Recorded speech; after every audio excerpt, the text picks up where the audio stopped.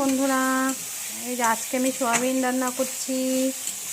কে কে soybean খেতে ভালোবাসো অবশ্যই কমেন্ট করে জানাবে। আমার তো ভীষণ ভালো লাগে সোয়াবিন খেতে। এই দেখো এখানে সমস্ত মশলা আমি কষিয়ে নিচ্ছি, আর এইদিকে আলু আর সোয়াবিন ভেজে রেখেছি। আজকে হালকা রান্না করেছি, পাতলা করে মসুর ডাল করেছি আর বেগুন ভেজেছি। সোয়াবিনের তরকারিটা হয়ে গেলে আমার হয়ে যাবে। এই দেখো তেল ছেড়ে দিয়েছে মশলার থেকে।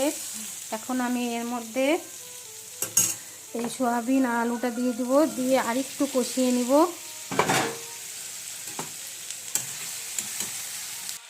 এই দেখো সোয়াবিন আর আলুগুলো দিয়ে দিয়েছি, দিয়ে আরেকটু কষিয়ে নিব।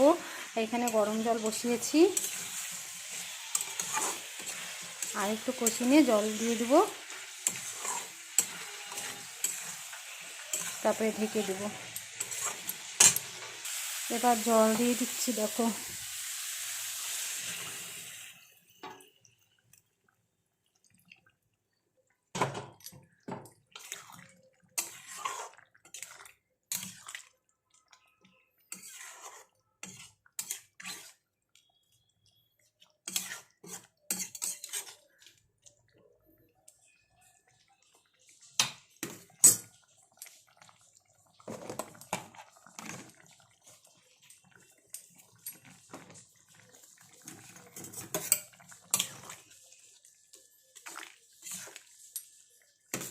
একটু ঢেকে দিব।